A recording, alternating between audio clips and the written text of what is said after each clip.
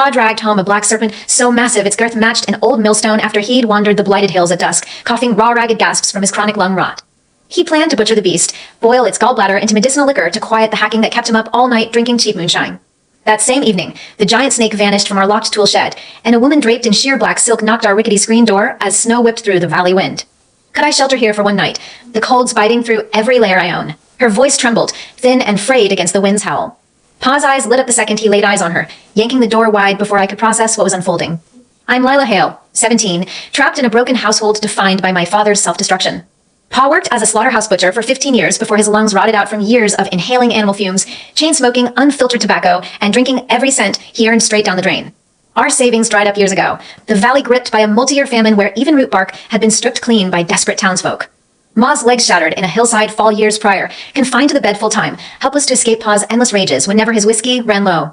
I'd grown accustomed to hunger and his violent outbursts long before that winter's cursed serpent showed up. That night, Pa woke me at 2 T.O. heated a jug of hard cider for his coughing fit, then vanished into the frozen hills alone.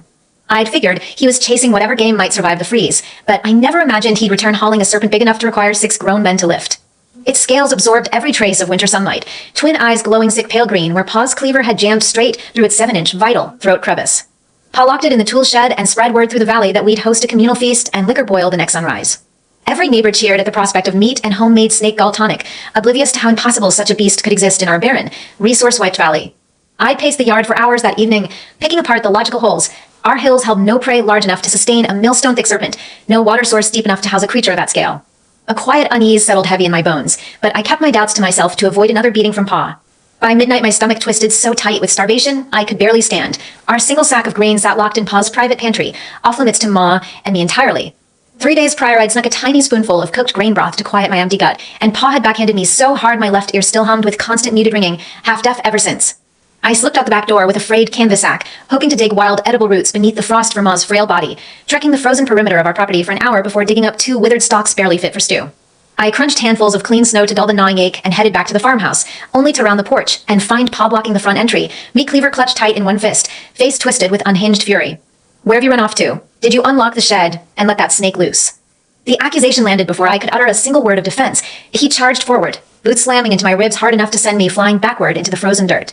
Every breath burned like shards of broken glass scraping my insides. I curled into a ball, gasping for air as he advanced, raising the blade to strike again. It's gone. No serpent left in the shed. I'll carve you up and boil your bones for tonic instead, you worthless girl. Ma dragged herself off the bed unassisted, her shattered legs dragging raw against the floorboards, throwing both arms around Pa's calves to block his blows. Don't hurt her, please. Take my mother's silver locket. Trade it for months' worth of liquor. Just leave Lila unharmed. Pa's rage flickered at the sight of the polished antique silver, the heirloom Ma had hidden for years to protect us during emergencies. He paused long enough to snatch the locket from her palm, shoving her hard to the ground, snarling insults about her useless, crippled frame before storming off to lock the trinket in his hidden dresser drawer. I dragged Ma back to our shared bedroom, both of us throbbing with fresh injuries, too exhausted to speak as we collapsed onto the thin mattress. I drifted into a fitful sleep haunted by visions of the black serpent's glowing eyes, certain something terrible waited on our doorstep before dawn broke. Pa's violent outbursts and obsession with the serpent stem from a tangled web of self-loathing and survival terror he'd buried for decades. His butcher's trade had been his only source of pride. Once his lungs failed, he lost the sole identity that made him feel powerful. Whiskey and tobacco became crutches to numb the shame of failing to provide for his family, and any scarcity of alcohol, food, or control triggered explosive rage. When he spotted the giant serpent, he fixated on it as a miracle cure-all. Its gallbladder promised to erase his chronic lung pain. Its meat would feed the valley's grateful townsfolk and restore his lost status as a provider. He saw the beast as a one-time fix for every failure weighing on him, blind to any supernatural risk attached to the creature's unnatural presence. Ma's choice to sacrifice her family heirloom to shield me came from years of quiet maternal guilt. Her crippling fall had stripped her of every ability to protect her daughter from Pa's abuse, leaving her helpless to intervene during every beating I endured. The silver locket was the last piece of her own childhood family, the only possession she held that carried any comfort from a life before marriage. Trading it bought us a single night of reprieve from harm, a small, desperate bargaining chip she clung to because she had no other resources to keep me alive through the brutal winter.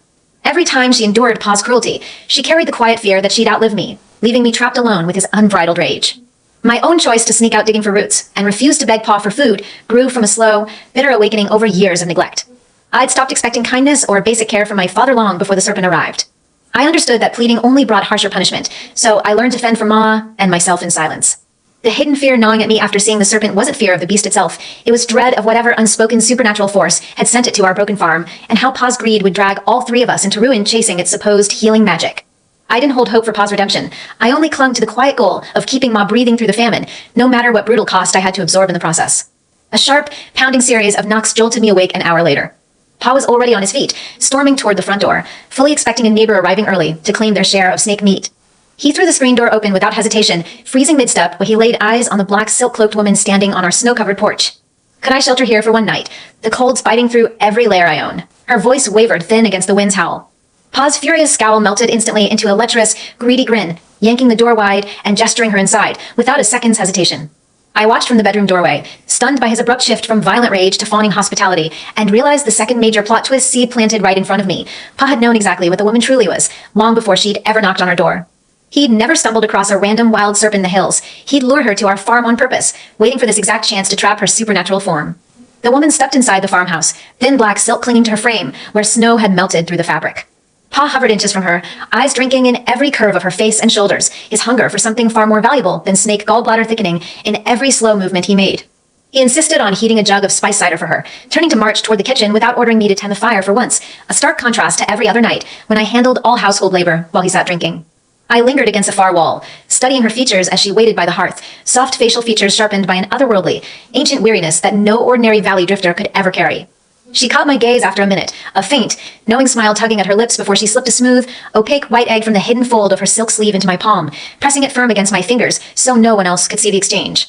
You haven't eaten properly in days. Eat this quickly. Hide it from your father. Her voice dropped to a whisper only my ears could catch. Starvation fogged my mind instantly. I stared down at the egg clutched in my palm, the faint sweet scent wrapping around my senses, a quiet, wordless hum ringing soft in my skull urging me to consume every last scrap without delay. I bit into the smooth shell without hesitation, crunching through the thin outer layer and swallowing the creamy yolk in one rush, every hollow ache in my stomach vanishing the second the substance hit my throat. By the time Pa returned carrying a steaming cider mug, I'd finished the entire egg, shell fragments and all, the hunger that had tormented me for weeks erased completely. I stared at him as he handed the mug to the silk-cloaked woman, watching his every calculating gesture, and pieced together fragments of old town gossip I'd heard as a small child. Pa's entire bloodline traced back to generations of cursed serpent trappers, their homestead built with iron chains forged in 10-year-aged Realgar brine, designed to bind serpent shapeshifters indefinitely. The millstone-thick serpent hadn't wandered into our hills by accident. Pa had laid ritual bait to draw its human form straight to our door, all to trap and harvest its supernatural healing body parts for endless personal gain. Pa pulled a wooden chair up beside the woman, leaning far too close as he pressed her to finish the cider fast. The alcohol mixed with the Realgar he'd pre-mixed into the drink, a poison deadly to serpent folk, already starting to alter her human form. Her cheeks flushed soft rose beneath the hearth firelight, her frame twitching small, involuntary movements as the toxins seeped through her veins.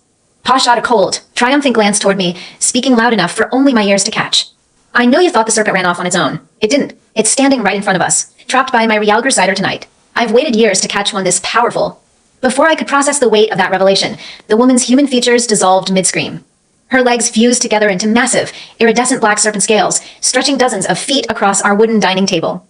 I stumbled backward, shock-locking every muscle in place, staring at the giant beast that had vanished from our shed hours prior, now fully exposed, captured by Pa's pre-planned poison trap.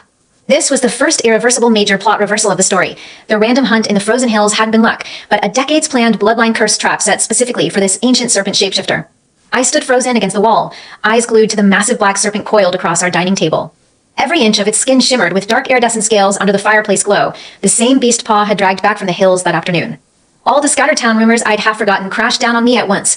Generations of hale men bred to hunt serpent kin, iron and Realgar their unbeatable weapons. Pa's whole plan hadn't been a lucky accident. He'd baited her out, lured her into our home, poisoned her with spiked cider, and trapped her before she could slip back into the wild.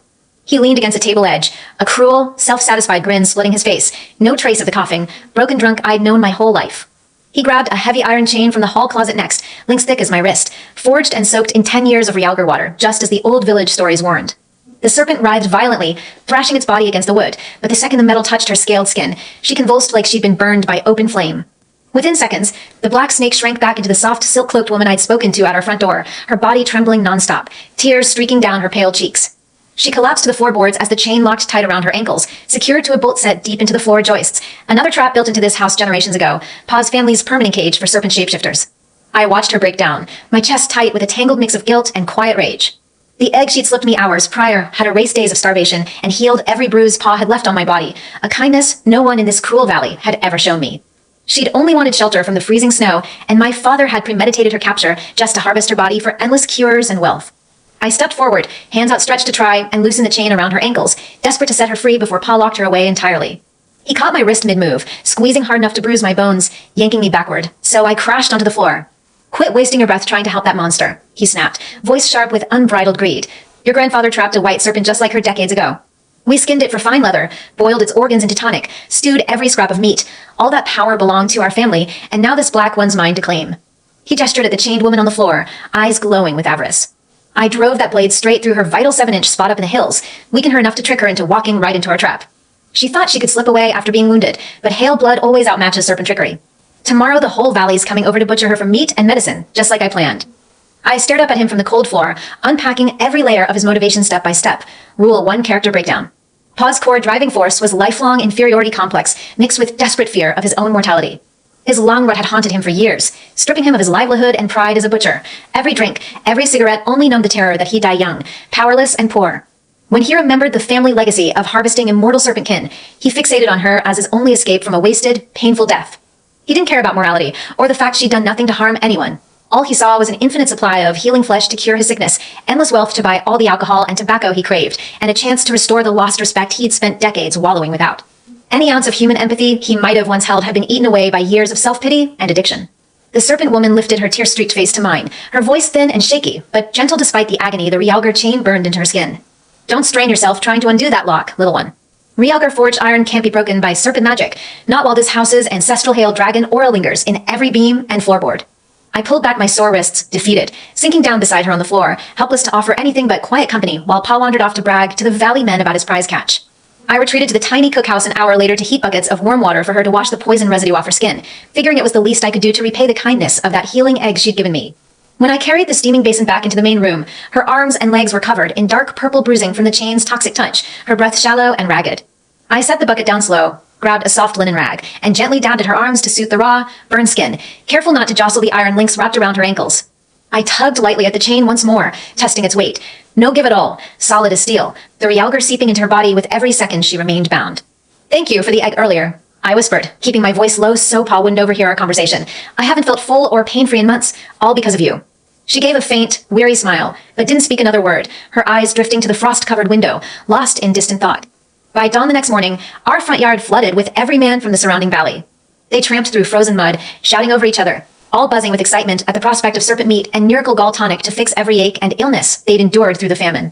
Pa dragged a large iron cage covered in faded red cloth out from the storage shed, rolling it into the center of the yard for everyone to crowd around.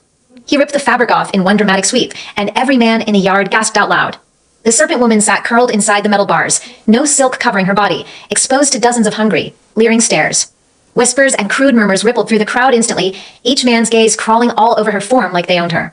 Pa stood beside the cage, soaking in all the attention, a smug grin plastered across his face as he let the crowd gawk their fill before speaking up.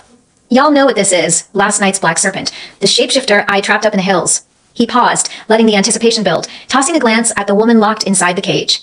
"We could butcher her today, split the meat and gall between the whole town, get one small dose of healing each, or we can make a better deal. Anyone who's got liquor, grain, cash, or valuables can trade for private time with her first." The men's chatter shifted instantly from talk of stew to greedy, excited hoots, every single one of them dropping their plans for serpent tonic to beg Pa for a turn alone with the shapeshifter instead. That split-second shift was a brutal, eye-opening reveal for me. None of these valley men cared about the miracle medicine they'd traveled miles for. Their greed for a beautiful captive woman outweighed any desperation to cure their bodies. This planted the second major plot reversal coming later. Every man who took advantage of her would be cursed by the serpent's hidden magic, their bodies slowly failing as punishment for their cruelty. The first to step forward was the town mayor, an older man who'd always put on a front of stern, respectable leadership around the whole community. He carried a full ceramic jug of aged osmanthus wine, handing it over to Pa without a single second of hesitation. Pa accepted the jug greedily, nodding toward the iron cage, and the mayor slipped inside the small side room built onto the shed to spend time with the serpent woman. 2 minutes flat later, he emerged, face flushed and satisfied, bragging to every man within earshot about how unmatchable the experience was. Pa chugged half the jug of wine in one go the second the mayor left, already counting down for the next man to bring him more goods to trade for access. I lingered in the yard's shadowed corner, watching the cycle repeat all day long. Farmer Matt showed up with a sack of turnips, trade complete before he vanished into the side room. Shopkeeper Leo brought stacks of crumpled cash bills. Carpenter Sam traded rare medicinal herbs for his turn. Every man in the valley lined up one after another, handing over whatever small scraps of wealth they could scrape together just for a few minutes alone with the chained serpent woman. Pa sat on a wooden bench by the cage all day, tallying up every bottle of liquor, sack of grain, and stack of cash he'd collected, already richer than he'd ever been in his entire wasted life. Back inside the house after dark, I brought another basin of warm water to clean her bruised skin again. Her purple chain burns had faded slightly, and I realized the egg she'd given me hadn't just healed my hunger and bruises. It had boosted my natural tolerance to realgar fumes, letting me stand close to the iron chain without growing sick the way all the other townsfolk would if they stayed too long near her cage. I'd only pieced that together over the course of the day, a quiet, small secret that separated me from every cruel person in this valley. She caught me staring at the chain's toxic links, tilting her head as she read the realization on my face. That egg protected you from realgar poison, little human. Your body can bear proximity to my bindings where others cannot. I processed every new layer of understanding about the serpent woman and myself as I dabbed at her skin with the linen rag. First, I unpacked her core motivations for risking herself to seek shelter with humans after being wounded. Her serpent husband had been hunted and killed by Pa's grandfather decades prior, leaving her adrift and grieving through centuries of wandering the hills. She avoided human settlements at all costs after that trauma, only coming down from the frozen peaks that winter because her serpent magic had been weakened by Pa's blade through her 7-inch core. She had assumed a random farm family would offer basic, harmless shelter for a cold stranger, never guessing the house belonged to a bloodline of serpent hunters who'd prepped a cage just for someone like her. Her choice to trust humanity one last time stemmed from loneliness and exhaustion after hundreds of years of solitary grief, and the crushing betrayal of being poisoned and chained hit her far harder than any physical wound the realgar chain inflicted.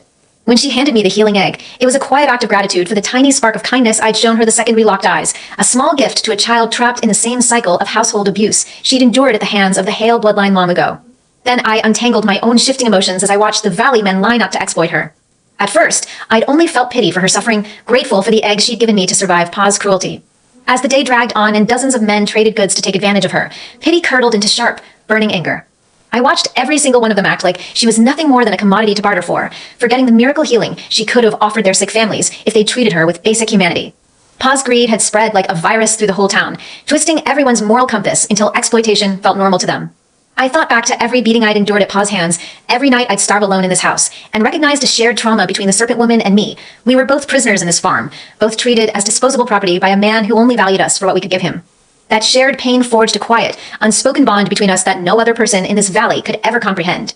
Pa's motivation grew even clearer as I watched him tally his stacks of cash and liquor at sunset. He no longer cared about the serpent's gallbladder tonic to fix his lung rot, the steady stream of trade goods rolling and fed his addiction and ego far better than a one-time miracle cure ever could. He discovered an endless revenue stream from her captivity, a way to fund every vice he'd ever craved without lifting a finger to work a real job again. The thought of releasing her never crossed his mind. If he let her slip free, all that easy wealth and instant status would vanish overnight. His fear of poverty and physical pain had been replaced by an insatiable hunger for constant comfort, and he'd trap her for the rest of her mortal life if he could get away with it. A full moon hung high in the night sky as the last of the valley men left the yard, their pockets full of cheap thrills and zero thought for the woman they'd exploited. I'd just finished wiping the last of the realgar residue off her wrists when a soft glow bloomed around her body, silver light seeping out from beneath her black silk dress. She lifted off the wooden floor an inch, floating suspended above the planks, moonlight weaving through her hair like fine silver thread. A massive translucent lotus flower bloomed behind her shoulders, its petals glowing pale white, a display of her dormant serpent magic she couldn't hide under the full lunar cycle. All the dark bruising on her skin faded completely in that glowing light, leaving her complexion smooth and unmarred again. She floated back down to sit on the floor, her gaze steady on mine as she spoke. Every full moon, my magic replenishes itself enough to lay an egg of serpent life. Each egg holds boundless healing power, the only gift I can offer the world trapped in this cage. My heart skipped a beat at her words, a new plan sparking in my head. If her eggs held such incredible magic, maybe one day I could sneak one to my crippled mother, heal her shattered legs so she'd never be confined to that bed again. I tucked the thought away to hold close, keeping it secret from Pa at all costs. If he caught wind of the eggs, he'd hoard every single one for himself, never letting anyone else benefit from her power. I bade her quiet goodnight and retreated to my shared bedroom with Ma, slipping under the thin blanket as I heard Pa stumble around the yard counting his new cash haul, drunk off the osmanthus wine the mayor had traded him. His hacking lung cough had quieted all evening, and I smiled to myself in the dark. His temporary comfort was only borrowed, stolen magic that would come with a brutal price he couldn't see yet. That's the second major foreshadow twist planted for future chapters. Every person who exploits the serpent woman will slowly deteriorate, their bodies breaking down as karmic punishment for their greed and cruelty. Months stretched out after that chaotic yard crowd day, turning into late summer. I split my days between running all the household chores alone and sneaking every spare minute to sit with the changed serpent woman, whose human name I'd finally learned was Alara. I called her Alara in my head, soft enough not to slip out where Pa might overhear. Ma stayed confined to her bed frame, but her color had steadily brightened over the weeks, far healthier than she'd been in years. I didn't connect the dots right away, too wrapped up in small, quiet joys of no longer starving or carrying constant bruising pain from Pa's blows, all thanks to that single serpent egg Alara had pressed into my palm the night we first met. Pa's transformation was far more dramatic to witness. His chronic, tearing lung cough vanished entirely. The years of chain smoking and hard cider rot that had left him gasping through every sleepless night vanished without a trace. He moved with boundless, restless energy, pacing the farm nonstop, always chasing new townsfolk willing to trade liquor, cash, sacks of grain for private time with Alara. Our ramshackle farmhouse filled up with crates of premium tobacco, stacked liquor jugs, thick wads of folded dollar bills he stashed under his bed. He'd gone from a broken, defeated drunk hiding from his own failures to a man drowning in endless cheap gratification, yet he never once softened his temper toward Ma or me. Any small perceived slight still earned a sharp, bitter tongue lashing, though he rarely raised a fist these days. He didn't need to waste energy hitting us anymore. He held all the financial power and knew he had nowhere else to run. I watched his shift in personality closely, picking apart the layers of what drove his every choice, rule one character motivation breakdown. Pa's core hunger wasn't just physical relief from his lung disease. The serpent's magic egg had temporarily erased his bodily suffering, but it fed a deeper, ravenous addiction to instant power and status. For decades, he'd been the town's laughingstock, disabled butcher, deadbeat provider, drunk who couldn't feed his own family. Now every man in the valley lined up to hand him their most prized possessions just for a few minutes of Alara's company. He relished the deference, the way neighbors bowed and catered to him instead of sneering behind his back. To release Alara meant surrendering this newfound control, and the thought alone filled him with blind panic. He'd rather lock her away for centuries than give up the worship and endless profit she brought him. As for Alara's mindset, I slowly unpacked the tangled mix of grief and quiet resignation shaping her actions. She'd spent centuries wandering isolated mountain peaks after Pa's grandfather hunted and killed her serpent mate. She craved simple human kindness more than anything, which was why she'd risked descending from the frozen heights to beg shelter that brutal winter. Instead, she'd walked straight into a bloodline trap built solely to exploit her immortal healing magic. The repeated parade of men using her body for fleeting pleasure chipped away at what little hope she'd held for humanity, yet she never lashed out in rage. Her only escape was the monthly full moon, when her magic recharged enough to produce a single serpent egg brimming with restorative power. Those eggs were her last small, unbroken piece of agency in a cage where every other part of her existence was stolen and traded away for profit.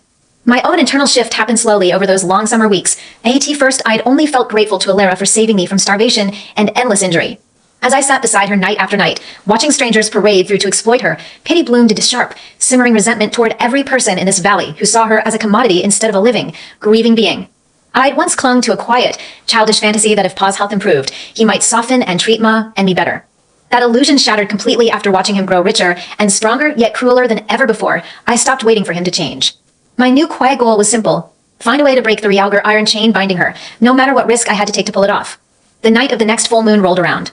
I'd lingered with Alara late after all the townsfolk cleared out, mopping the floor where their muddy boots had tracked dirt, dabbing Realgar burn marks off her wrists with warm cloth. The silver moonlight flooded through the cracked kitchen window, wrapping around her frame until a faint glowing aura bloomed across her shoulders. Her body lifted an inch off the wooden planks, lotus-shaped ethereal light blooming behind her spine, and a tiny egg materialized between her cupped palms, far smaller than the white one she'd given me months prior, its shell woven with faint crimson swirling patterns that shimmered in the lunar glow. Alara pressed the red egg into my hand, her voice soft and weighted with ancient warning. This one is different from the standard healing spawn. Ordinary white eggs mend flesh and quiet pain, but this crimson-patterned egg can rewrite human mortal lifespans entirely. If consumed properly, it grants eternal youth and unending vitality. But there's a fatal catch. Anyone who swallows only the liquid yolk and discards the shell will have their internal organs tear themselves apart from the overload of celestial magic within days. I tucked the red egg deep into the pocket of my frayed canvas overalls, careful not to let the smooth shell scrape against my skin. Minutes later, heavy footsteps thundered down the hallway. Pa stumbled into the room, eyes bloodshot from a full jug of expensive brandy the local shop owner had traded him that afternoon. His gaze locked straight onto my pocket where the faint red glow seeped through thin fabric. He lunged forward and grabbed my arm hard, shaking me roughly. "You hid something for me tonight. Hand it over, don't make me beat it out of you." I froze, every muscle locking up. I thought the red egg's faint light was hidden well enough, but Pa's eyes, sharpened by months of serpent magic, could spot the faint lunar glow through any thin cloth. This marked the third critical plot twist seed planted early. Pa now knew a far more powerful immortality egg existed, and he'd stop at nothing to seize it for himself, even if it meant hurting Ma and me to get his hands on it. I wrenched my arm free of his grip, stepping backward until my shoulders hit the wall behind me. Pa's face twisted into a feral, greedy snarl, every trace of the worn, coughing drunk I'd known vanishing entirely. He'd fully shed whatever tiny shred of decency he'd once held, consumed by the promise of endless youthful life the crimson egg represented. Give that red serpent spawn to me right now. I've waited years for a lunar prime egg. Ordinary white garbage only heals small aches. This one lets me live forever. You think I'll let a snot-nosed kid hoard something that powerful? I stared at him, unpacking every realization one painful layer at a time as my chest tightened with cold, crushing disappointment. I'd spent months watching him profit off Alara's white eggs, selling them to wealthy out-of-town landowners who travel hours to trade luxury goods for a single dose of healing magic. I'd assumed he only understood the white egg's basic restorative properties, never guessing he'd known about the immortal crimson variant this entire time. All those years of Hale family hunting records passed down through generations held full accounts of lunar red spawn, and he'd hidden that knowledge from Ma and me deliberately, letting us remain ignorant of the true scale of Alara's power. The realization crashed over me in waves of cold dread. He'd never planned to share any of her magic with our family. Every egg, every scrap of her power, was meant solely for his own selfish gain. My throat burned with suppressed anger as I processed the emotional fallout of this new truth. For months, I'd silently daydreamed about stealing one of the white eggs to heal Ma's shattered legs, convinced Pa simply hadn't considered the idea. Now I understood he'd actively hoarded every resource to extend his own lifespan, viewing my mother's lifelong disability as irrelevant collateral damage on his road to eternal comfort. All the small hopes I'd clung to for our tiny family's relief dissolved in that single moment. I didn't just feel sad anymore. I felt the bitter, cold detachment settle over me, knowing there was no chance of ever reasoning with him to spare Ma's suffering. Pa stepped forward again, towering over my smaller frame, fingers curled into fists ready to strike. Don't test my patience, Lila. I don't care if I break every bone in your body to get that egg out of your pocket. I've earned the right to live an endless life, and you're not going to stand in my way. I pulled the crimson egg out of my overalls pocket, holding it out between us, my hands steady despite the tremor running through my wrists. This egg has rules you don't know about. If you skip eating the shell to balance the magic, your organs will rupture and kill you instantly. Pa barked a harsh, mocking laugh. Swatting the egg out of my grasp before I could finish speaking, IT bounced across the wooden floor straight into his waiting palm. He turned away without another word, marching back to his locked private bedroom and slamming the door hard enough to rattle every window frame in the house. I sank down onto the cold floorboards, head in my hands, the weight of everything unfolding crashing down on my shoulders. Alara's soft hand landed gently on my upper back, her chained ankles scraping against the floor as she shifted closer to comfort me. He won't listen to warnings. Mortals blinded by the promise of immortality never pause to weigh the cost of shortcuts. Her voice carried quiet sorrow, watching Pa's closed bedroom door. I've watched dozens of human men chase this same hollow dream over centuries, all convinced they can outrun the magic's natural balance. I sat beside her long after midnight, formulating a quiet, risky plan. The Realgar chain binding her drew its suppressing power from the wooden house's foundational hail ancestral dragon aura woven into every ceiling beam. If I could burn a hole through the roof to break that aura's containment field, her serpent transformation magic would fully unlock, letting her shatter the iron bindings holding her captive once and for all. The full moon's peak power would arrive the next evening, giving me a narrow window to set her free before Pa consumed the red egg's unbalanced yolk and destroyed himself entirely. I'd watched him grow more unhinged by the hour since laying hands on the crimson spawn. Every passing day brought him closer to a violent, irreversible self-destruction I couldn't save him from anymore. I stood early the next morning at the kitchen window, watching Pa emerge from his bedroom after barely 3 hours of sleep. His skin glowed an unnatural youthful pink, every wrinkle smoothed completely from his face, the haggard exhaustion that had clung to him for decades erased entirely. He moved with unhuman lightness, already drafting plans to travel to distant cities and sell the remaining white serpent eggs for towering sums of money. He tossed a thick stack of folded cash onto the dining table and ordered me to drive into the nearest town by midday, purchasing crates of high-end whiskey, cartons of premium tobacco, and dozens of luxury silk shirts for himself alone. No mention of buying medicine or comfort items for Ma, not a single thought spared for our household's actual needs. I grabbed the bundle of cash off the table without a word, walking toward the beat-up pickup truck parked out front. Before I climbed into the driver's seat, I caught sight of a group of wealthy out-of-town businessmen pulling into the farm's gravel driveway, loaded down with antique jewelry and leather briefcases stuffed with cash. They traveled hours to beg Pa for a white healing egg, desperate to cure aging parents and chronic lifelong illnesses.